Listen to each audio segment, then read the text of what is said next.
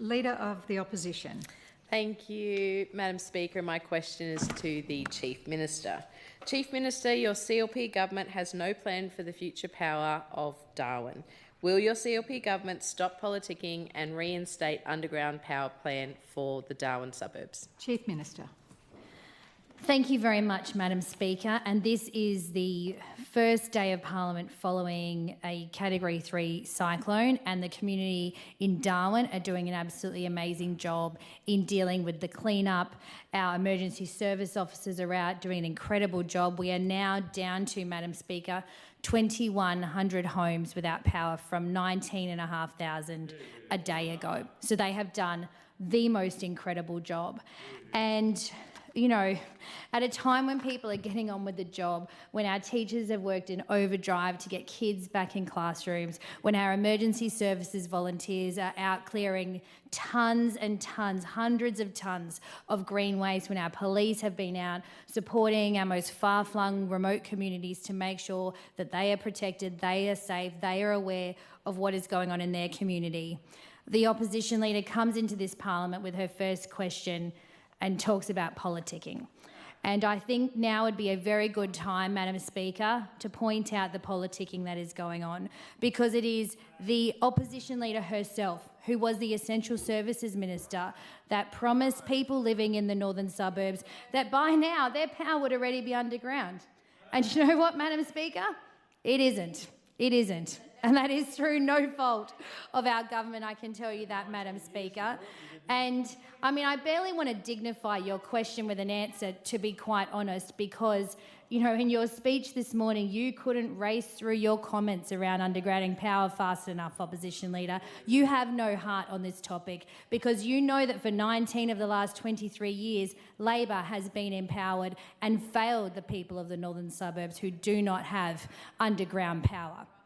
And so, Madam Speaker, we are very, very focused on getting power returned to houses as fast as possible, while the opposition leader is very, very focused on trying to use a cyclone to politically point score against our government, despite the fact that just 15 months ago she was the Essential Services Minister responsible for delivering the so-called rollout, which she completely failed to do.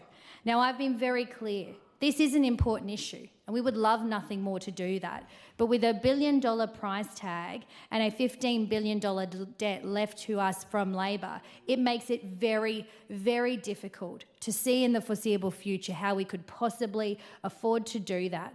And we will not be skyrocketing power prices for Territorians who are already hurting. We've done a lot of work to reform our power network systems already, and the mess you left us with it, Madam Speaker. But right now, our focus is on making sure that 2,100 Territorians has power in the next couple of days so that they can get on with business as usual, Madam Speaker. Member for Drysdale, what is your question? Thank you, Madam Speaker. My question is to the Chief Minister. Chief Minister, as our top-end residents are now assessing the impact and damage of Tropical Cyclone Fina last weekend, many with the assistance of our amazing NTES volunteers from right across the Territory. Many experienced damage to property, and we know that 19,500 lost power. People are now seeking clear information about the assistance available to help them get back on track. Could you please outline what payments and supports may be available to those affected? How do residents access these payments, and what steps are being taken to ensure this process is straightforward? Chief Minister. Thank you very much, Member for Drysdale, and I just want to thank you for the support you gave your community in the aftermath on Sunday. I saw you out there with a chainsaw helping people in your community, along with the member for Blaine. I saw the member for Sanderson as well, and I thank you very much for that, because people getting on with normal life is exactly what we want, and we recognise that today marks that 72-hour period. There is a well-known expectation that Territorians are able to look after themselves, their families and their pets within their own home or at a shelter for up to 72 hours. Food, blankets, clothing, water, all of those essentials. And so we now have hit that point where 72 hours on, there are still people without power. 2,100 Territorians are still without power right now, but that has been a a huge amount of work from power and water teams who've been out 24 hours a day and have restored, we had 19,500 outages come Sunday, and now we're down to 2,100, which is an incredible effort. But again, if you're one of the 2,100 people, this is growing pretty old. And you want this sorted, you want your power on, you want to have a hot shower, and you want to refill your fridge. And so, Madam Speaker, in recognising that, we have today stood up an immediate relief payment. This will be a $250 one-off payment to people who have had their power out for 72 hours. We will make this available from tomorrow morning at the Marara Welfare Centre, which is something we stood up at 1 o'clock yesterday afternoon. People are able to go there. They'll have to have proof of ID, proof of an address, and Power and Water will then be able to check your outages, and then you will be given a debit bank-style card with $250 loaded onto that, and you will be able to go and buy food for your family, replenish your dry goods, whatever you need to do with that money to get through the next couple of days. And so that is an immediate relief payment that our government doing. That is not with the federal government. That is in recognition that whilst we have worked around the clock, we still have just over 2,000 people who are without power, and this is in recognition of that. Yesterday, of course, I met with the Emergency Management Minister, McBain, who has activated and accepted all of our natural disaster relief funding, which is to come, and there's various ways in which, and various tiers of funding under those schemes, which Territorians may or may not be eligible for.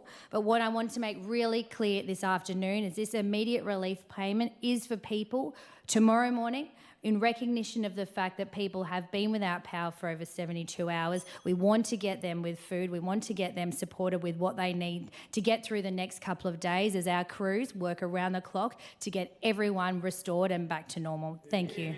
Member for Daly. Thank you, Madam Speaker. My question is to the Minister for Logistics and Infrastructure. Minister, during Parliament sittings in July this year, you admitted that investing in renewables and underground power was the right thing to do. If you agree it's the right thing to do, can you please let the 19,500 households who lost power during Cyclone Fina why you're not investing in either? Treasurer. Thank you, Madam Speaker, and I thank the member for Daly for the question. And let's be quite clear about this. If we're going to do something, you need to plan for it, you need to plan for it properly. And we know that because when we came into government, we found what the fallacy that existed, which was Labor's underground power policy. $60 million, Madam Speaker, to underground power to all of the northern suburbs. Well, we actually went away and asked Power and Water what that would cost, and they've said it was close to $1 billion. Yes, we certainly support renewables and we certainly support undergrounding of power, but it has to be done in a responsible way, Madam Speaker. And I said the press release that Labor put out yesterday, gaslighting Territorians yet again, at a point in time where people are having difficulties, people are scared, people are worried, and to put that message out is absolutely deplorable, Madam Speaker, to say that $60 million is going to underground power out there. Now, I'll give you some figures, Madam Speaker, specifically. So $60 million, what would that do? Now, there's 68.1 kilometres of HV network in the northern suburbs and 131 kilometres of low voltage network.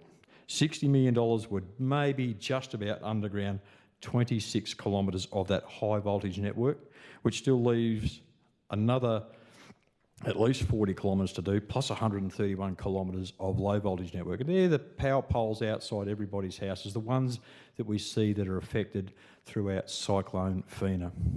Now, I must shout out to the Power and Water crews that are out there on the ground restoring that power. They were on the ground as early as they possibly could, foregoing their own families and looking after their own homes to get power back on for the people in the Darwin and Palmerston and rural areas. So they've been out there working very, very hard from early morning till late in the night.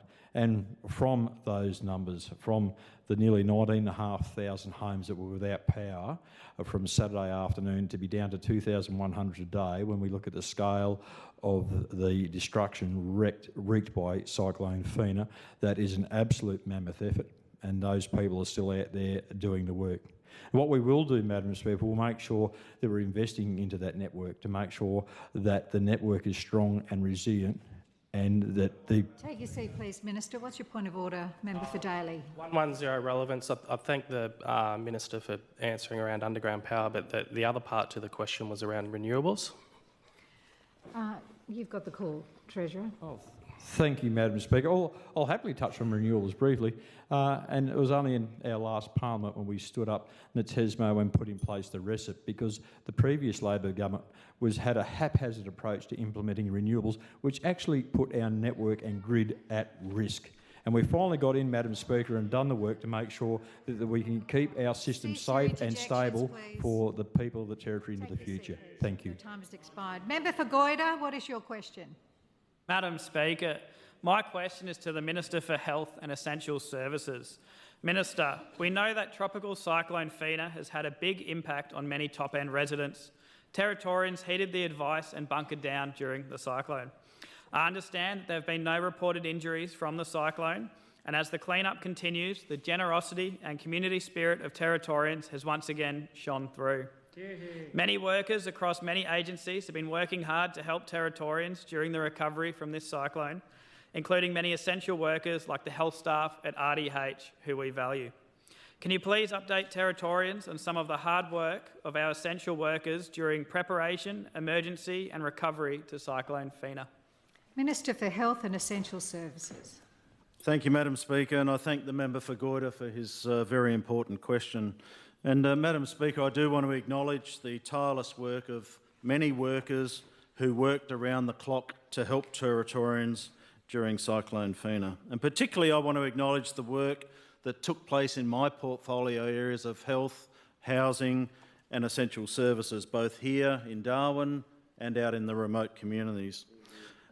Madam Speaker, many staff stayed at the hospital between shifts, sleeping in the auditorium, just to ensure they could be there to care for patients who needed care when their shifts commenced across the course of the cyclone impact. More than 800 workers worked or sheltered at the Royal Darwin Hospital, Madam Speaker, and across the Palmerston Regional Hospital during the cyclone. That's the dedication of our frontline workers in the health system here in the Northern Territory.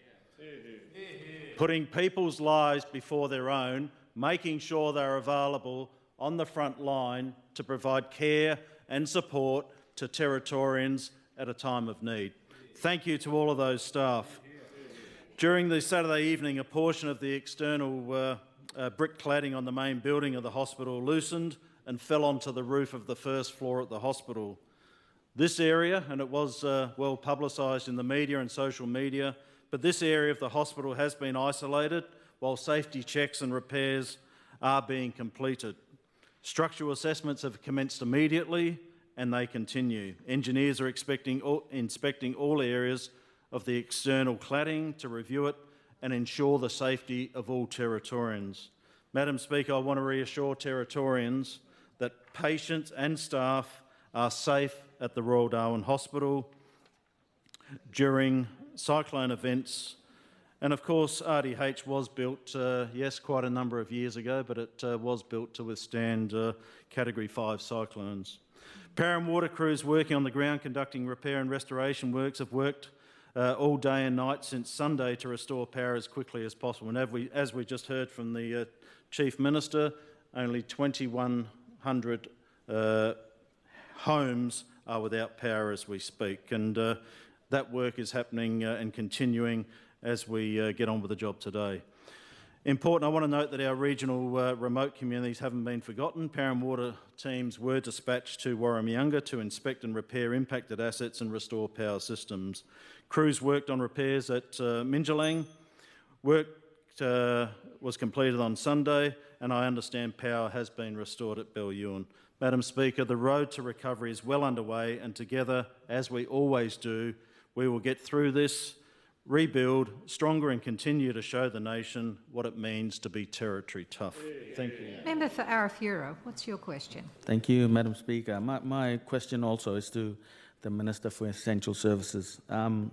Minister, as we've seen the impact of Cyclone Fina, when the powers go out an extended amount of time, it becomes harder for Territorians to recover. Can you please provide an update of when communities on the Tiwi Islands impacted by Cyclone Fina, like Pikataramore? Because Cyclone Fina passed Pikataramore 20 kilometres within the community. At the moment, inaccessible and power and water services are still not running.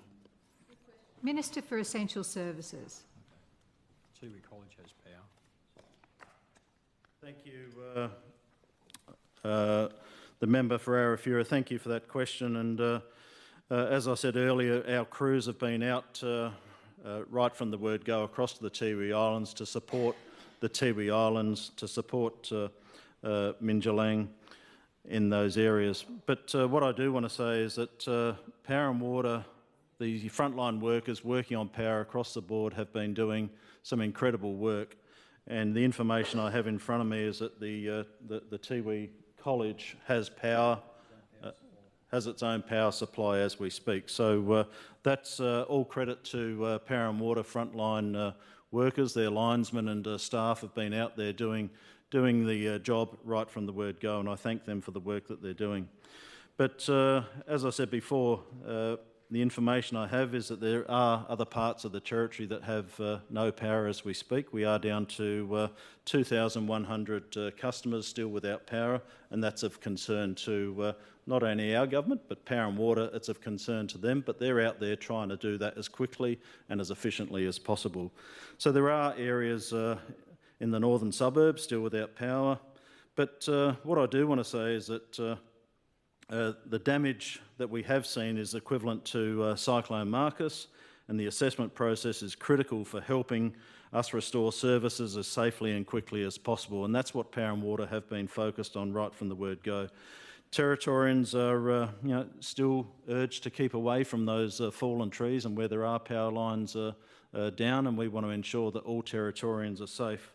The safety of our not only Territorians but the safety of the crew and their staff from Power and Water, we need to ensure that they're safe and doing their job as well. But Warramunga, 95% has been restored. Latest information is that there are 20 lots without power. Power and Water teams are continuing to work to repair the damaged infrastructure. Shops and clubs do have power and they're back on line. Telstra services are also operating as normal in those areas. So that's so the work that has been happening, member for Arafura, has been significant.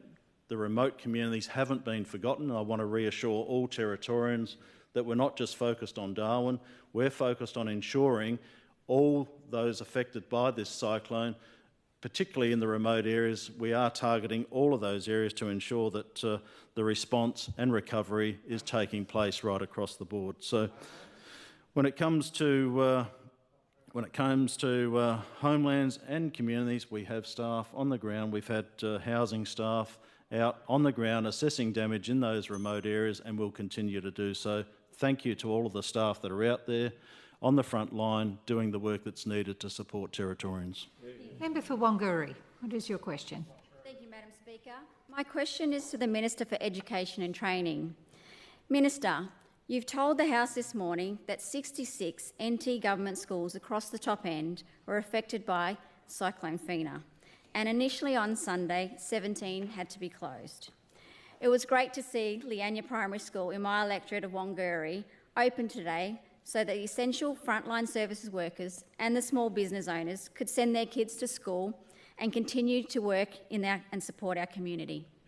Minister, can you please update the House on how our schools have recovered from Cyclone Fina and what actions were taken to get these schools open as quickly and safely as possible? Minister for Education and Training.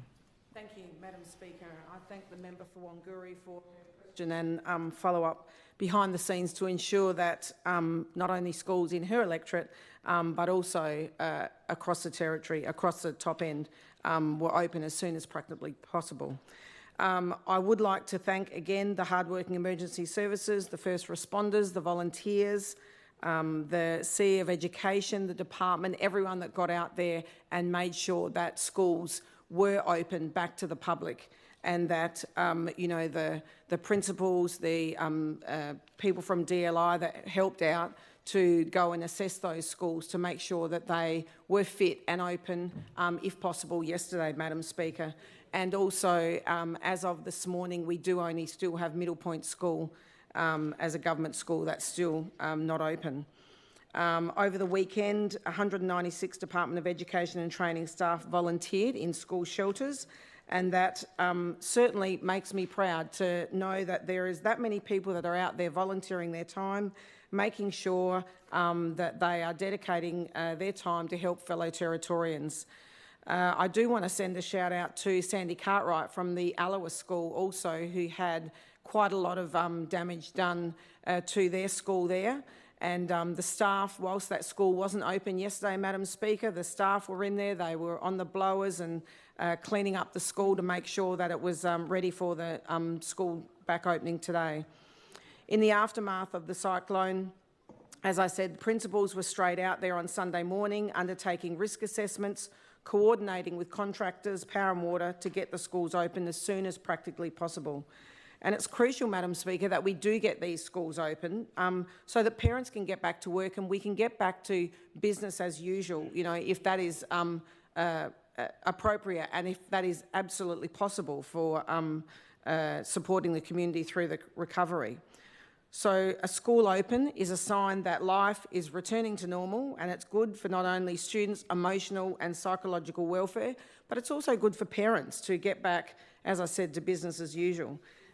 This morning I did speak about the fact I spoke to the member from Fanny Bay about someone she'd spoken to in the courts expressing their gratitude for getting schools open because, Madam Speaker, if the schools weren't open, those people wouldn't be able to go to the courts and get on with their important work for the day either. So again, I just want to send a big shout out to everyone across the Territory that helped, from the department to the emergency services to the Power and Water, to make sure that they, of the hard work that they did in getting everything up and running, and the fact that we have only one school still closed today, Madam Speaker. Member for Gwadja, what is your question? Madam Speaker, my question is to the Minister for Lands, Planning and Environment. Minister, at estimates you told us that climate change presents opportunities for the Territory. Could you spell out exactly what these supposed opportunities are? And more importantly, what message you think that sends to coastal communities who are literally watching the impacts of climate change damage their communities, their homes? Do you understand how insulting that sounds to them, or is that the point? Minister for Lands, Planning and Environment. Thank you very much, Madam Speaker, and I thank the member for Gwadja for the question. Absolutely, Madam Speaker. We've spoken about how we can grow the Territory economy to support not only net zero, Madam Speaker, but also to ensure that industry right across the country wants to come here to the Northern Territory. And just recently, Madam Speaker, we saw this with Vopak. And it was fantastic, Madam Speaker, to be with the Deputy Leader, Minister Maley, to actually be able to see Vopak sign a do not deal agreement here in the Northern Territory to open a carbon capture storage facility right up here in the top end. And Madam Speaker, we know this is positive. This is an opportunity that we are realising here in the Northern Territory. Up to 1,000 jobs are expected to be created through Vopak's carbon dioxide import, storage and handling terminal. This is positive news, Madam Speaker, and this is exactly the sort of thing that we're talking about when we talk about the opportunities. I want to acknowledge, Madam Speaker, as other ministers have here today, those that have been impacted by Cyclone Fina. We absolutely stand shoulder to shoulder with you. We have heard about the incredible work of the emergency services personnel that have been out there, about the Power and Water crews, Madam Speaker. We understand the need to be able to get out there and support our communities. And I think, Madam Speaker, in regards to this question about the opportunities, in regards to those things that the member for Gwadja has asked today, those are the sorts of things that we're talking about. We want to ensure, Madam Speaker, that as we move towards the future, that not only are we realising these opportunities to decarbonise, but we're also supporting industry here in the Territory. When a natural disaster occurs, absolutely, we need to stand up and we need to get on with doing the job, Madam Speaker. But as we look to rebuild the Territory economy, as we move forward here in the Northern Territory, we are ensuring that if businesses come here, we have the regulatory environment so that they can come, set up and get on with delivering this decarbonising for not only the Northern Territory, but for the country, because that's what we're all doing. We're all on Team Territory over on this side, Madam Speaker. We want to be able to see things progress. We want to be able to see jobs created here in the Northern Territory, and we're absolutely proud to realise those potential opportunities here in the Northern Territory when we talk about some of those things. Thank you very much, Madam Speaker. Member for Fanny Bay, what is your question? Thank you, Madam Speaker. My question is to the Minister for Children and Families. Minister, as Territorians, we know there is always a possibility of cyclones during the wet season between November and May. Cyclones can knock down trees and damage buildings, but also leave scars that are not easy to see. The mental health and welfare of Territorians is just as important. In conjunction with multiple services, the Department of Children and Families, as the lead agency for the Welfare Functional Group, stood up the Welfare Recovery Centre at the Indoor Sports Stadium in Marara on Monday, post-Cyclone Fina. Minister, can you provide the House an update to the House on the vital work being done at the Welfare Recovery Centre to support Territorians and their mental health? Minister for Children and Families. Thank you, Madam Speaker, and thank you to the member for Fanny Bay for the question. I have watched over the last couple of days your efforts to support your community, keep them informed and make sure that they are being well cared for, and I thank you for those efforts because we all have a role to play in this recovery period. And Madam Speaker, I am really pleased to stand here today and talk about the Welfare Recovery Centre because not all of the impacts of an event like Cyclone Fina are easy to see as the damage to a home or to a tree or to a road.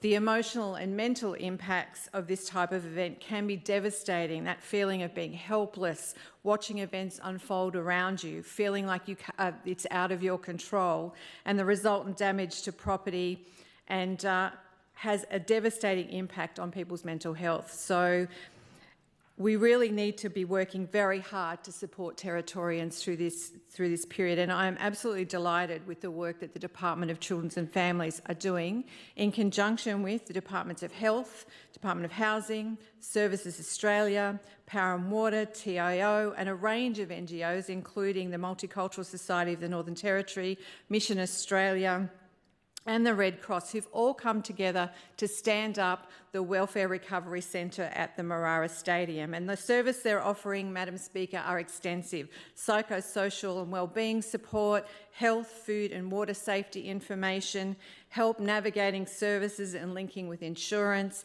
information on relief grants, eligibility and how to apply, all of the things that can be so overwhelming when you're in this recovery phase. In addition, there are staff who are assisting people connect with Power and Water so that they can get the information around what the status is with their homes, and also local council support. Madam Speaker, I took the opportunity with my colleague, the Minister for People, Sport and Culture, Minister Charles, earlier today to visit the teams at the Welfare Centre, and I'm really pleased to report that everything is working very well. They've reported that there have been a number of Territorians come through the centre already today. Things are steady, people are very calm and relaxed and appreciative of what's being offered, and they are ready to stand up and do more as they need to over the next 24 to 48 hours.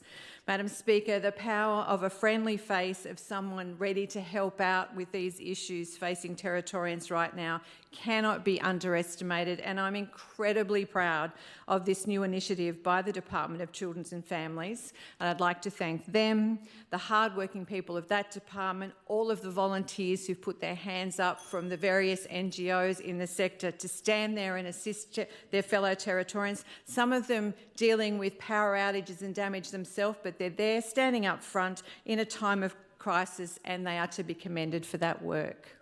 Member for Johnston, what is your question? Madam Speaker, my question is for the Minister for the Prevention of Domestic Violence. Minister, today you launched the Domestic Family and Sexual Violence Reduction Strategy 25 to 28 and its one-page roadmap. Congratulations. I welcome this strategy, the final action plan under the Territory's 10-year Safe, Respected and Free from Violence framework, and I acknowledge the work of the community, sector partners and public servants who helped bring it together. But Minister, there's one major omission. 1 year ago, on the International Day for the Elimination of Violence Against Women, the NT Coroner released the landmark report into the deaths of Miss Yunupingu and Gayo Ragurk, Coolmanrabuncha and Coolmanjay Haywood. When you released the draft refresh framework in August, it clearly linked proposed actions to the coroner's recommendations. The strategy is silent on those actions.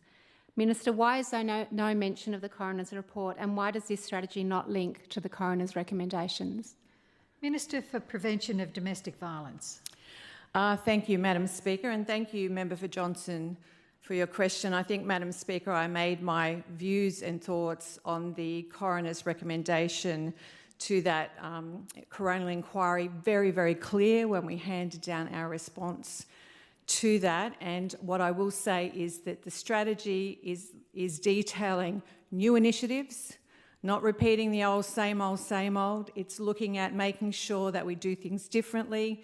It is outcome focused, and because that is what we need. I don't need to know that 1,000 people have been through a men's behaviour program. I need to know how many of those men have actually changed their behaviour and what the impact of those changes have been on their community. And quite frankly, the recommendations that came from the coroner rehashed a whole bunch of programs that really didn't do what they were meant to do. This strategy and its associated roadmap are designed to show results. People who are working in this sector, the NGOs who are providing services and support, will be required to show the outcomes and demonstrate they are delivering what Territorians deserve, what Territorians are expecting, and that is an absolute reduction in the harm caused by domestic, family and sexual violence in our community. Thank you, Madam Speaker. Member for Karama, what is your question? Thank you, Madam Speaker. My question is to the Minister for Logistics and Infrastructure. Minister, as you're aware, Territorians faced a challenging weekend as Cyclone Fina moved across the top end. And as we heard this morning from many members about their electorates, including my own electorate of Karama, despite the wild weather, our communities responded with incredible resilience. And we saw many people on the ground from the early hours supporting the clean-up and restoring essential services. Minister, can you update the House on how your department coordinated their response? What actions were taken to keep people safe, and how the clean-up is progressing across our roads, infrastructure and community facilities? Thank you. Minister for Logistics and Infrastructure. Thank you, Madam Speaker. And I thank the member for Karama for the question. And I know that the member for Karama was out shoulder to shoulder with the people in his community over the weekend. I said, doing the hard work to start that clean-up, which is that great territory spirit which we see all the time. But over the weekend, communities right across the top end faced some tough moments as Cyclone Fina moved through, Madam Speaker. And I want to assure everybody in the House that the clean-up effort is certainly well underway, and of course it's going to continue over the coming days and weeks. From as early as 4 a.m. on Sunday, department staff from DLI, contractors and support crews were geared up and ready to roll into areas that needed help. Staff were out inspecting critical infrastructure, making sure emergency controls were in place, responding quickly to issues as they appeared. Road crews moved immediately to keep our road network operating and keep that going safely, clearing debris and restoring key connections. And I'm glad to say that most of our roads stayed open, apart from some flooding on a few which only closed them for a little while, but so far we've not seen much in the way of damage. The Hidden Valley Greenway site was up and running early Monday morning, taking commercial waste, but also taking domestic waste as well. People have been referred to them early rather than coming after lunch, but they didn't turn them away, Madam Speaker, and domestic customers were able to use that facility. Traffic lights across the network are now fully operational, and I believe there are still 4 traffic light systems that are working off emergency generators, but as the power and water crews restore power into those areas, those traffic lights will then return onto mains power. And as I said, we've identified no major road damage, and it's been very, very encouraging to see motorists being respectful and courteous, particularly with those outages of our traffic lights. And I listened to radio coverage over the weekend, and people were urged by the controller to take care where traffic lights are out, and I'm pleased to hear that I don't believe that there are any fender benders at any of those lights that were out when people started coming back into work on Monday morning. So that is a testament to the people of the Territory for taking care and doing what is right. I have been advised though that the seawall rock bund at the Darwin Shiplift facility has had some impact, and further assessment of that is underway. and the Darwin port was back open and operational since 11 a.m. yesterday. Pilotage, harbour control and vessel traffic services have been reinstated. Initial vessel access will prioritise NT essential supply chains, fuel security, with normal operations resume shortly thereafter. Railway, airport and buses, the ferries are all back online with minimal interruption. Barges are running again to our communities to make sure that they are serviced and get the supplies that they need. And it's a credit to all those operators and staff, Madam Speaker, and the efficiency of their response to keep the Territory operating and keep things going back to normality. Member for Daly, what is your question?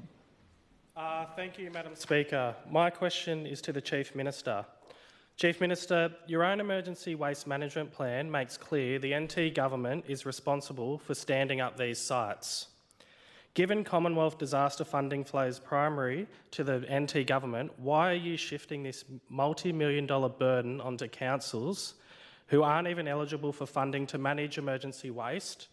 And why did you claim Hidden Valley was open because councils didn't act when the government had already planned to open it before the cyclone? If the NT government is serious about its emergency management role, why is it blaming councils instead of coordinating a proper whole-of-government response for that the community expects? Chief Minister.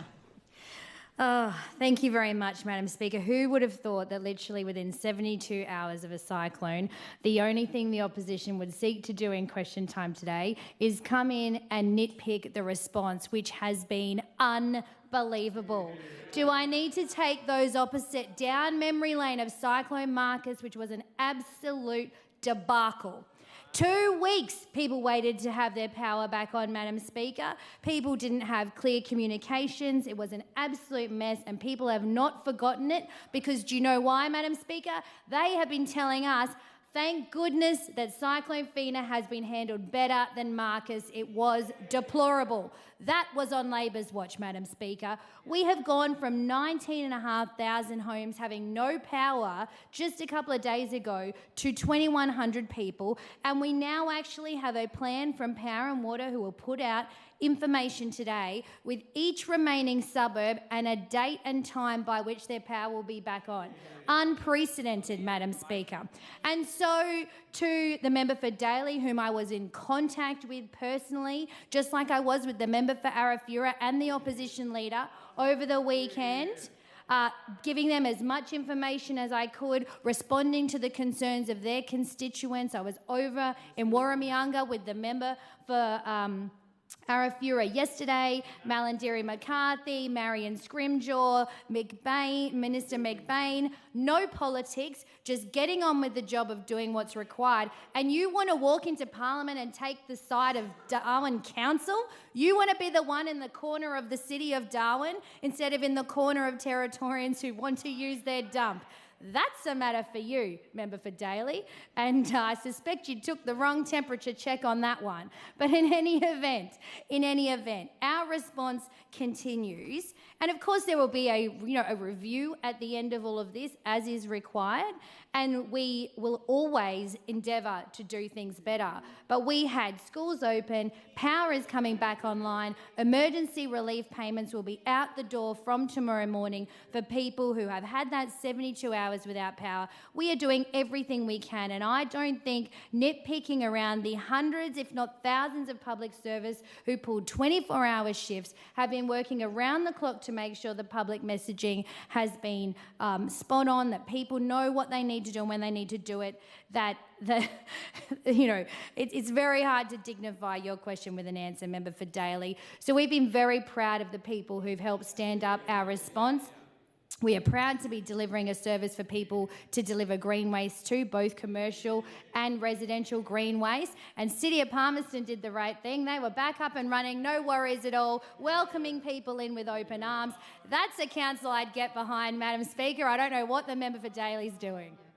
Member for Casuarina, what is your question? Thank you, Madam Speaker. My question is to the Minister for Multicultural Affairs. Minister, the community response to Cyclone Fina, particularly the recovery phase, is what reminds us that our Territorian spirit is live and well. We know that many sections of our community, including new arrival with English as a second or third language, can find emergency situations very challenging and traumatic. Can the Minister please inform the House what support is available to the multicultural community in the top end following the Cyclone Fina? Minister for Multicultural Affairs. Thank you, Member for Casuarina, for the question, and thank you, Madam Speaker, for the opportunity. And I know that I think how committed Member for Casuarina is. Even though he got like a really struggling back, he's sitting there and he's committed to sit there and make sure, like I think he's going to bring the voice of Casuarina to this chamber. And as a migrant himself, and I think he has gone through at least 1 or 2 cyclones before, so he knows exactly about like coming from a different place with no understanding about like how things are working in a challenging space. And at a time when the information are communicated mainly through the mainstream English, doesn't matter even if you look through the security or the bomb radar and tracking mark, the difference or even like between the watch and warnings, that's all a struggling things. But there were like things that many people out there been trying, and I think we were supporting the multicultural community leaders to make sure like I think they are all going on to and getting information from security. And I think I would need to applaud the effort by the Chief Minister to provide all the information through the social media at the right time, all directing towards the security, because that means like every single person is getting information from one source, and they always have the opportunity about like I think to question to other fellow Territorians who's been here for a long time about that as well. So when it comes to me, like I think Cyclone Marcus was my first experience, so it helped me this time to be better prepared. And I think as Chief Minister said, like I was able to get out and then help with my community in the Sanderson to make sure like I think they are supported, because I was not much impacted and I think I was prepared, so I was able to do that. So when it comes to the responsibility of the Department of People, Sport and Culture, so the Marara Indoor Stadium is managed by the Department of People, Sport and Culture. And the shelter accommodated 13 people across the evening of the 22nd November, and by 11 a.m. next day on Sunday, all members of the public left the facility in a safe manner.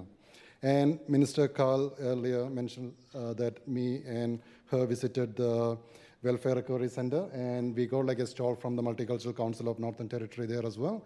So they are providing supports to the people from diverse communities and providing information and then how they can access the different services available if they're impacted as well. Along with them, we got like the rectors who are supporting with the migrant population as well. So we are like happy to announce, like I think we are making sure like all the communities are supported. Doesn't matter if you are a Territorian, if you are impacted, this government will make sure that we will support, and we want to make sure like it's accessible and that information is communicated to you in a way that you can understand it as well.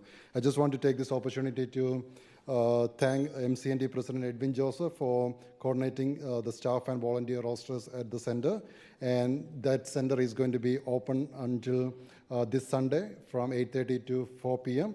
And if anyone out in Darwin or Palmerston need help, they can always access that centre. Thank you. Member for Nightcliff, what is your question? Thank you, Madam Speaker. My question is to the Minister for Corrections. Minister, at the Banksia Hill Youth Detention Facility in WA, 89% of the children incarcerated have a severe level of impairment in one area of brain function. We know that these are the same kinds of children that are imprisoned here. These are overwhelmingly children with disabilities that your government is imprisoning. This means that there may be children, say 12, 11 or 10-year-olds, with a cognitive age of 7 or 8 years old in prison. Minister, does every child taken into custody here receive a neurodevelopmental assessment? And how many children currently in custody have neurodevelopmental impairments or disability? And if you don't have those figures, is it because children incarcerated under your watch are not receiving adequate neurodevelopmental assessments or care? Minister for Corrections. Thank you, Madam Speaker, for the question. And I'm not sure what this question comes from or where it is, but Madam Speaker, we're about keeping the community safe. Madam Speaker, and that's what I've said here many times. That's what we're elected on. We're here to keep the community safe. Madam Speaker, we just had a major weather event, and the community is safe. There's 2,100 homes out of 19,000 are still without power, and I know the Power and Water are working hard, and I want to thank them again, because I think it's worthy of keep thanking them, because they've done a great job. But Madam Speaker, community safety is paramount for us, and we know under the previous Labor government the corrections was out of control. They had prisoners in watch houses, they had overcrowding, they underfunded infrastructure for a long time, Madam Speaker. We've been in power for about 14 or 15 months, and we are getting on top of the problem, Madam Speaker. But I want to reinforce the fact, if you commit a crime in the Northern Territory, even though we're going through a major weather event, we will find a bed for you, Madam Speaker, because community safety is paramount for people on this side of the chamber, unlike those on that side of the chamber, Madam Speaker. So look, just to quickly answer your question, when you're in custody, Madam Speaker, you're going through a whole court process. You get assessed through the courts in relation to your health. And that is already a process that's undertaken through the court system, Madam Speaker. And then when you do come into corrections, to the youth corrections, Madam Speaker, you are subject to health facilities. They're there to look after you. You get your medication. You get a health assessment done, Madam Speaker. And more importantly, Madam Speaker, you get to go to school. Many of these young offenders haven't been to school for a long time, Madam Speaker, or have dropped out for whatever reasons, Madam Speaker. But we're here to make sure that those young offenders go to get some education, and then, Madam Speaker, what we also say is we allow you to have some boot camp. We're going to put some structure back into these lives to be able to make these young people have a better... Take your seat, please, Minister. What's your point of order, member for Nightcliff? My point of order is 110 relevancy. Almost got there by mentioning health checks. Specifically, I'm asking, do they have neurodevelopmental assessments when they enter custody? And if so, how many currently have neurodevelopmental impairments or disability? Take your seat, member for Nightcliff. You've got Madam the call, Speaker, Minister. like I said, that sort of assessment's done through the court. But what I will do, Madam Speaker, is I will undertake to get that information to the... Silence, please. That's not information, Madam Speaker, that you have on hand, because we hear about keeping the community safe, Madam Speaker. We're about protecting these young offenders to give them a better opportunity to come out the other side better people, Madam Speaker, so they don't end up in the next jail up in Holtz, Madam Speaker. We're trying to make sure that these young offenders go to school, get education, get some health services, get some structure with these boot camps where you go out, Madam Speaker, and you can do a whole range of things, Madam Speaker, with these boot camps. And it's a program that's working well, Madam Speaker, because these young people, we know, Madam Speaker, that the previous Labor government spent about $35 million on their Back on Track program for 35 offenders, Madam Speaker. So what we're doing here, Madam Speaker, is making sure that these young offenders have an opportunity to be able to come out a better person, Madam Speaker. So we understand, Madam Speaker, that it is a crucial time in these young offenders' lives, and we are wrapping around with these young offenders to give them education, give them the health and give them the medical support they need to get better decisions as they move forward. Member for Blaine, what is your question? Thank you, Madam Speaker. My question is to the Minister for Prevention of Domestic Violence. Minister, today marks a significant milestone in our commitment to building a safer Northern Territory with the launch of the Domestic, Family and Sexual Violence Strategy 2025 to 2028, supported by the DFSV Safety Roadmap. This is more than a policy document, it is a shared vision developed in partnership with communities, service providers and stakeholders across the Territory. The roadmap sets out clear priorities and actions to break the cycle of violence, strengthen prevention and improve support for victim survivors. It focuses on accountability, collaboration and cultural safety, ensuring every Territorian has the right to live free from fear. Minister, could you please provide the House with an overview of this important plan? Minister for Prevention of Domestic Violence. Thank you, Madam Speaker, and thank you, Member for Blaine, for your question. I know that you are a fierce advocate for the constituents in your community who have been victims of domestic violence, and I really thank you on their behalf. And I thank you for the question, because it's really important that we are able to show and talk about how this progress that we're making is how important it is to be doing things differently, and how the strategy that was launched today, along with the roadmap, which is a resource for the community, really is focusing on outcomes. So, Madam Speaker, Strategy 2528 sets out a very clear vision for the Territory and underpins our Finocchiaro CLP government's commitment that every Territorian has the right to live free from domestic violence. It reflects what Territorians told us they need: collaboration, respect and action. And this strategy reflects the extensive engagement that was undertaken with government agencies, NGOs, Aboriginal organisations and legal services, ensuring that reforms and funding priorities are set. It focuses very clearly on prevention, early intervention and stronger support for victim survivors, Madam Speaker, behaviour change programs across the board and alternatives to custody, and critically it's aimed at reducing reoffending and breaking the cycles of violence.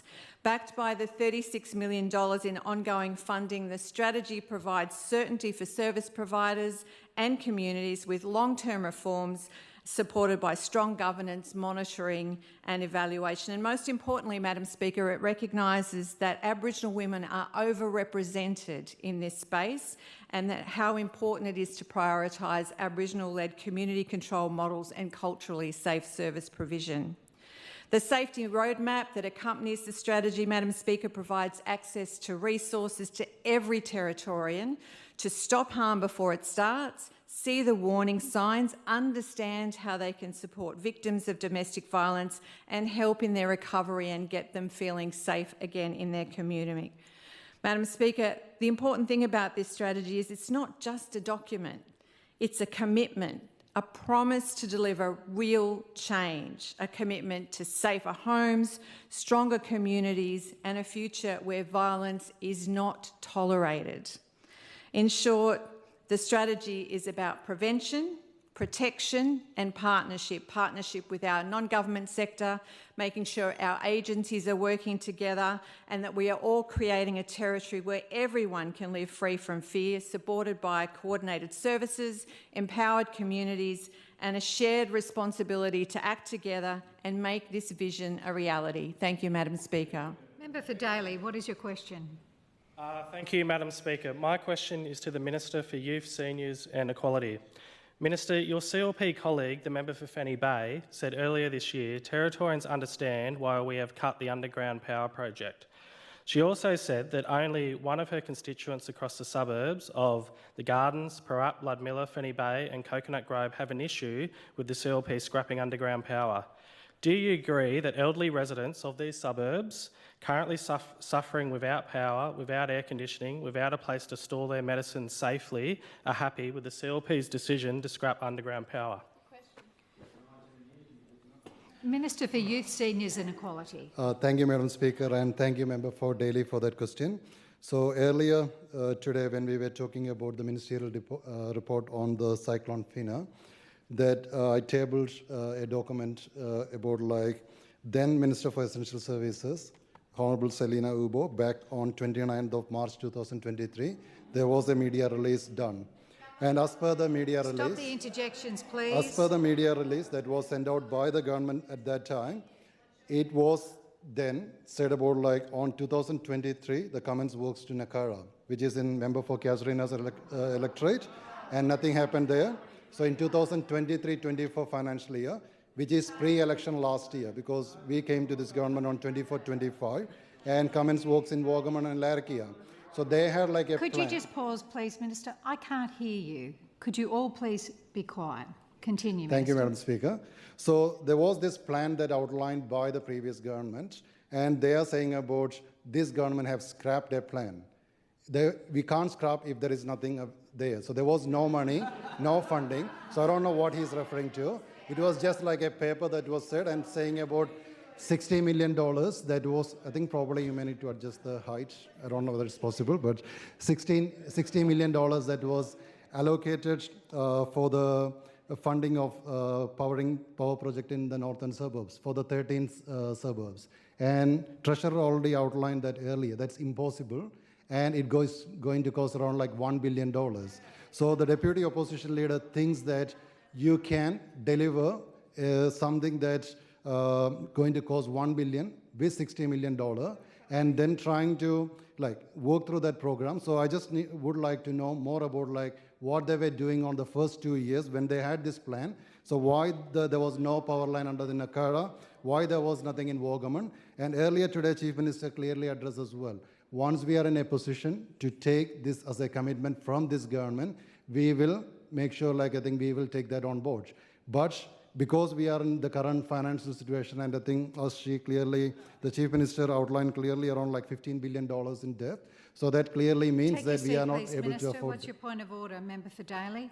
110 relevance. The question was around some of our senior Territorians, and the question was, are you happy with your government scrapping underground power? Well, when they're struggling. Listen to the question. Can I just be quiet, or everyone be quiet? You're asking, you can be quiet too, Member for Daly. You've asked the question.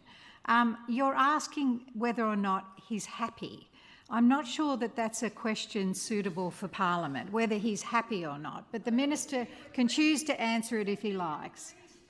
Please continue. Thank you, Madam Speaker. What I can say is about I am unhappy with the previous government's plan that was never going to happen. They were trying to inform these people that they were going to commit something and giving that false hope and trying to put it onto the new government and trying to say again, I'm happy to repeat that again, which I kind of got into trouble earlier. Telling lies and again will not make a lie truth. That's exactly what they're trying to do. They want to put the lies out again and again that we are... Silence. You can sit down, Member for Daly. Continue. You've got 11 seconds. No, please sit down. The Minister... Member for Daly, you can leave the Parliament for 1 hour. Leave in silence, please, straight away. Everyone take their seat. Member for Daly will leave the chamber. Minister, you've got 11 seconds. So I want to repeat that again. I am unhappy with the previous decision. Pause, please. Member for Goyder, that was inappropriate, and I don't need the commentary from anyone. A member of this chamber has been thrown out because of their inappropriate behaviour. I don't need any more commentary or more inappropriate behaviour from anyone else. Minister, you've got 7 seconds. It's up to you whether you want to use it. I'll leave it there. Thank you. Okay. Member for Fong Lim, what is your question? My question is to the Minister for Housing and Local Government and Community Development. Now, Minister, Cyclone Fina affected a very large number of Territory residents, including a lot of those who reside in social housing and remote communities and other government-supported accommodation across the entire of the top end of the Northern Territory and in local government, including in my electorate of Fong Lim. Now, could you explain for us what efforts were undertaken by the Department of Housing, Local Government and Community Development to assist some of those vulnerable residents, both prior to the impact of Cyclone Fina and since the weekend to aid the recovery process? Minister for Health. Thank you, Madam Speaker, and I thank the member for Fong Lim, and a very important question. I know the member for Fong Lim is just as interested as what our government has been, not only the planning, the preparation, the response and now into recovery. Our government has been on the front line doing everything we possibly can to support Territorians.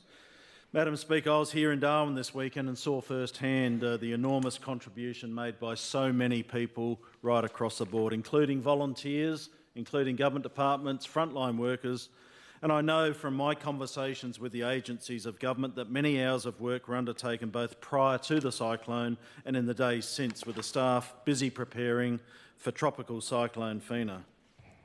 Madam Speaker, in preparation of impact of the cyclone, the frontline staff from Housing, Local Government and Community Development contacted more than 700 of our most vulnerable tenants in the Greater Darwin region, either by phone or in person, to ensure they were well informed in preparation for the cyclone, including sharing information on the locations of cyclone shelters and other supports available for them. If they chose to seek shelter in a place that was not their ordinary residence, that information was made very clear to all residents across the top end. Madam Speaker, public housing safety officers also have been out patrolling our public housing complexes, engaging with tenants and members of the public. As part of their patrols, all our field staff were monitoring the complexes and the common areas, ensuring the removal of waste and other items to minimise the potential for damage or other hazards in those areas. I'm pleased to say that there were no reports of injury and seemingly only minimal damage to public housing properties. Since the cyclone has passed, we've transitioned into the recovery phase. Housing, local government and community development have also been deployed to assess damage at Warramyunga over on Bathurst Island, to begin housing assessments in the community and ensure that any resources needed can be brought to assist in the Tiwi Islands and elsewhere as needed. Madam Speaker, department staff continue to actively engage with all public housing residents to ensure their needs are met and any damaged properties are restored to a safe standard. Madam Speaker, as residents look to clean up debris and green waste, I'm pleased to report that Litchfield and Palmerston councils have opened up their waste facilities to accept green waste and other rubbish. And here in Darwin, Madam Speaker, I'm very pleased and proud to say that the NT Government has set up a site at Hidden Valley Raceway Car Park where members of the public are able to take their green waste and dispose of it there. And Madam Speaker, overall the response by the Department of Housing has been fantastic. Thank you to all of the staff. And Madam Speaker, while I'm on my feet, I move that any further questions be placed on the written question paper.